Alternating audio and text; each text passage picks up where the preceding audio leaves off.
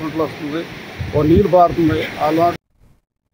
బాపట్ల జిల్లా కర్లపాలెం మండలంలోని సత్యవతి వేట వద్ద అర్ధరాత్రి ఘోర రోడ్డు ప్రమాదంలో 4 మృతి చెందగా మృతులు బాపట్ల ఎమ్మెల్యే బాపట్ల నియోజకవర్గం సత్యవతి మృతి చెందిన 4 కర్లపాలెం చెందిన వారుగా గుర్తించారు.